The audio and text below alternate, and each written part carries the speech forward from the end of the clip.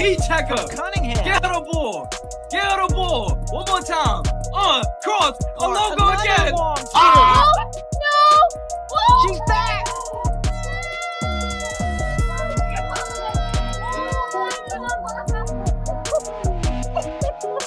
Oh my God. Dynamic This isn't real. player in the game. What? 9 points in 38 seconds for No. Caitlin. She hit all 3 threes. And not only 9, What's it's 30, going but look on? at the depth I on don't these know. I field really goals. don't know. She's certainly feeling Oh it. my God. Left side, right side. No. Now come back to your favorite spot Oh. again. It doesn't matter if there's a hand. What in am her I face. watching? The defending champs were untouchable. No one had cracked their code. The New York Liberty were steamrolling through the league, making it look easy. Then, on June 14th, Caitlin Clark returned from injury, and everything changed. What followed wasn't just a win, it was an all-out statement. 8 records shattered, the Liberty's perfect season gone, their aura of dominance cracked wide open. But here's the real twist. The Indiana Fever didn't just pull off an upset. They unveiled a masterclass in championship-level basketball. If you're fired up about Caitlin's comeback, drop a *CC #recordbreaker ** in the comments. Let's go. Pulls left wing, the right wing, 30+ feet. Logo crosses over, launch it. Oh my goodness! She is back. Back in the lineup, I'm ready to go. I think you're just excited more than anything. It gets kind of difficult when you prepare for a game. Obviously, when I'm on the bench, still knowing the scout, knowing everything that the other team's gonna do, and still trying to mentally prepare and go through everything like I'm gonna play, even though I knew I wasn't gonna play. So, doing that, but also knowing I was gonna be able to be active today, I think gives you a little extra juice. So I'm certainly excited just to get back out there, get playing, and really good opportunity for us at home here, coming off of a loss. So it's a big game. Picture this, the defending champions steamrolling every opponent like they were scrimmaging high school squads.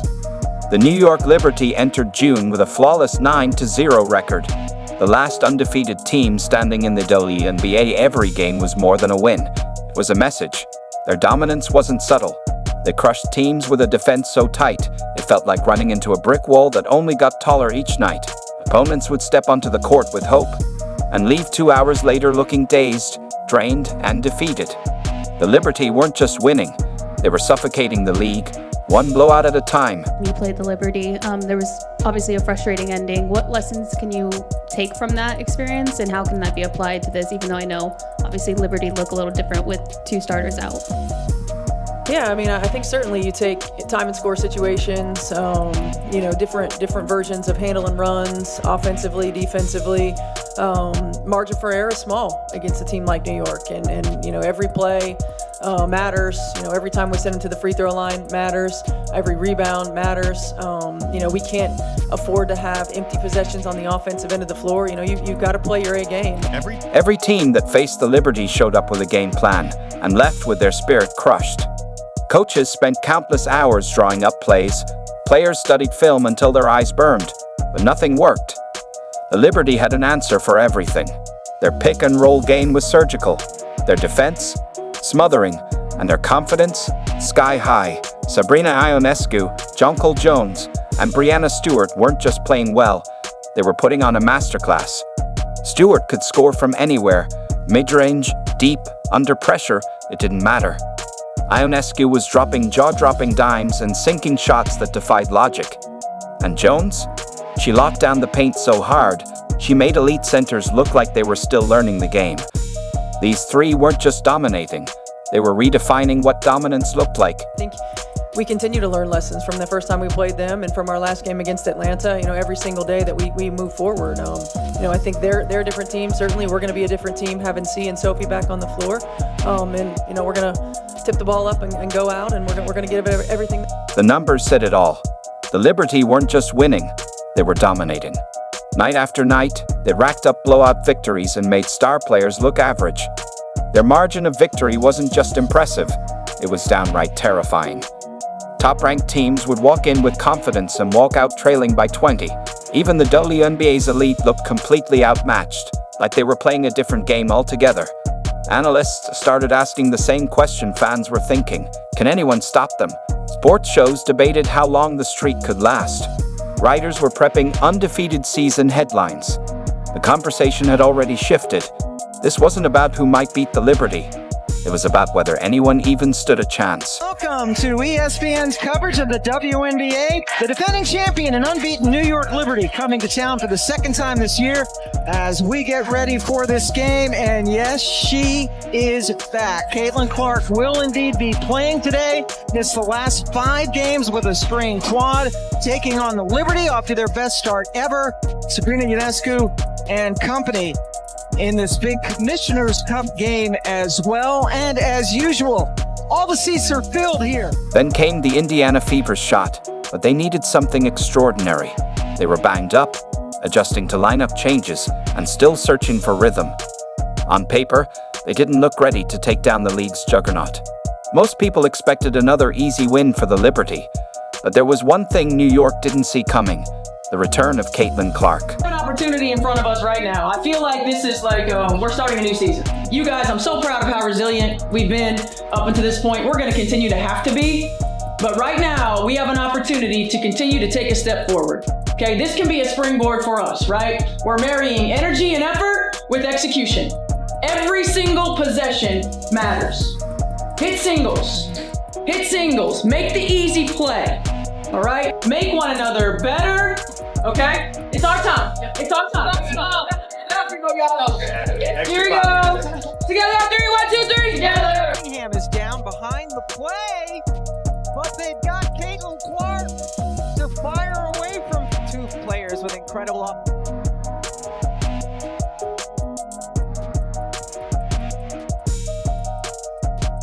Ball from Cunningham. Clark, another long 3. She's back. Let's talk about the moment that changed everything minus 38 seconds that rewrote WNBA history. Caitlin Clark stepped onto the court at Gainbridge Fieldhouse, and from the very first possession, you could feel it. Something in the air had shifted. She wasn't just back from her quad injury. She was on a mission, and the league was about to feel it. The Liberty thought they were ready. They had studied every angle, every move, every shot. They knew she'd come out aggressive. They had seen the film, those ridiculous long-range bombs. They believed they were prepared. They weren't even close. Then it happened. 3 straight 3-pointers in 38 seconds. The first, from asterisk 34 feet asterisk. The second, asterisk 31 feet asterisk. The third, asterisk 31 feet asterisk again. Each shot deeper than the last, each more devastating. These weren't lucky prayers. They were calculated daggers. Clark pulled up like it was a routine free throw. Splash. Again. Splash. One more. Splash. Liberty defenders didn't even contest the third. They just stood there, stunned. The crowd at Gainbridge Fieldhouse lost its mind. Fans were flying out of their seats, the noise deafening, the momentum undeniable. It wasn't just a scoring run, it was a takeover. Asterisk moment asterisk 9 points in 38 seconds. That's not just fast, it's legendary. Most players hope to put up 9 in an asterisk quarter asterisk. Clark did it in under a minute, and she became the asterisk first player in WNBA history asterisk to do it quite like that. Even Breanna Stewart, one of the greatest to ever play, cracked a smile. She'd seen it all, but even she had to admire the artistry on display. This wasn't just basketball. It was a highlight reel in real time.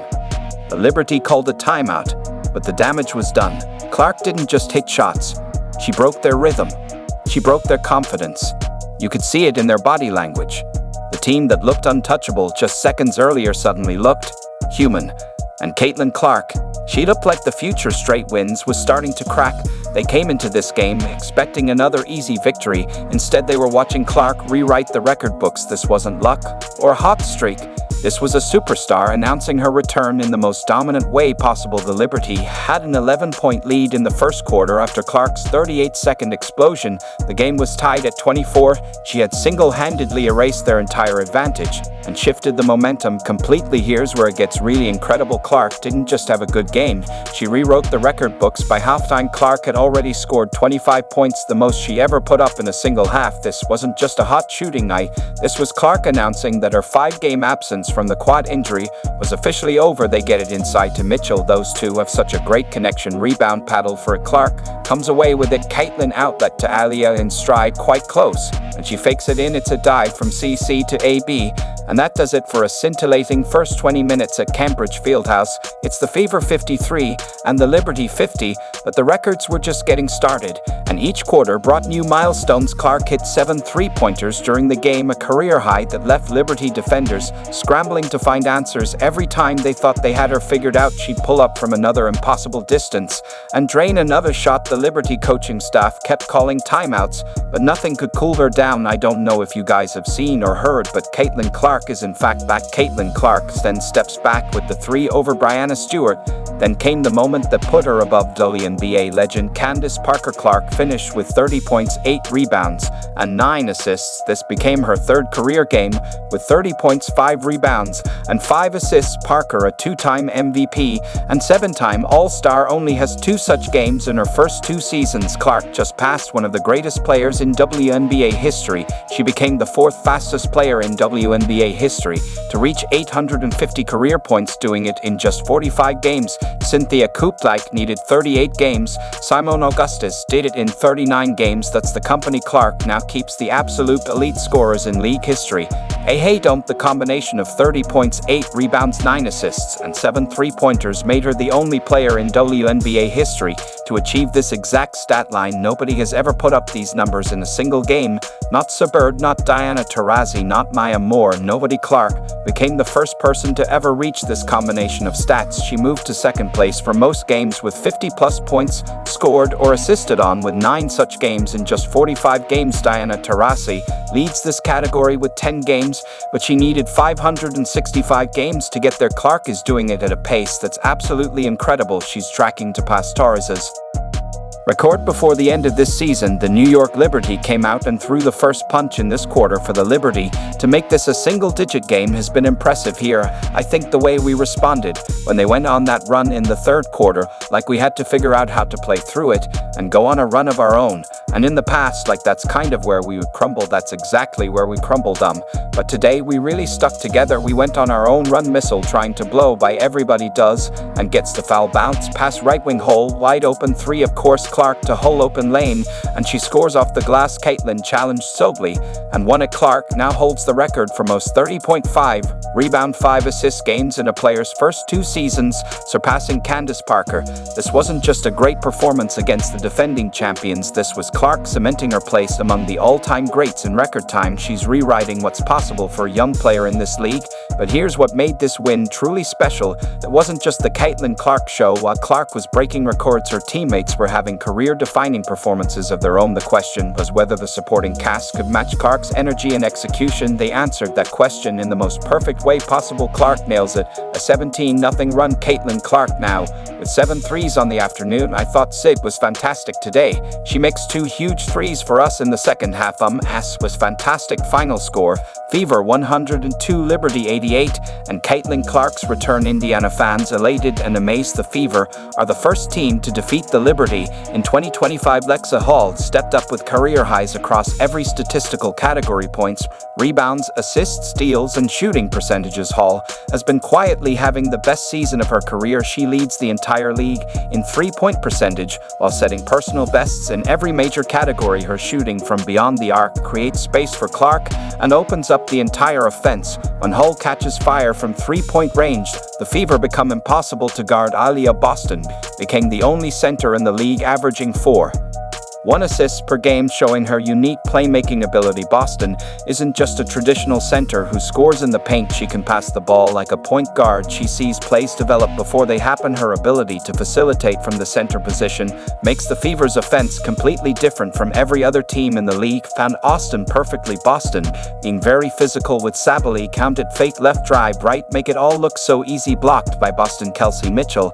added 22 points with clutch shots that kept the Liberty from making any comeback runs. Mitchell hit big shots in the fourth quarter when the Liberty tried to make their move. Every time New York cut the lead, Mitchell would answer with a three-pointer or driving layup. Her scoring ability takes pressure off Clark and gives the Fever multiple offensive weapons. It is shocking to see Kennedy Burke miss 1 3 this season.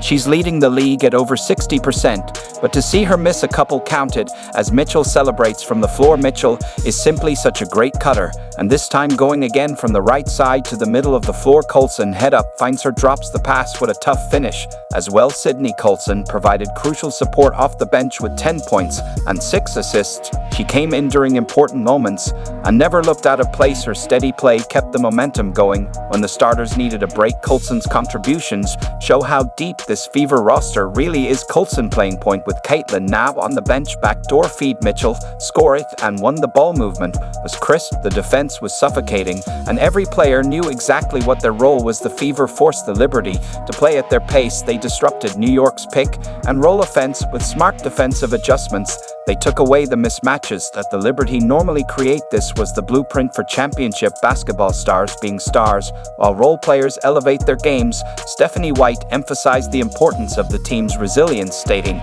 "This group, as they stay together, they encourage one another, they draw strength from one another. This team-first mentality created a winning formula that was on full display. When everyone fires on all cylinders like this, the Fever transformed from a good team to a championship contender. The chemistry was obvious, the execution was perfect, the confidence was through the roof. Good job.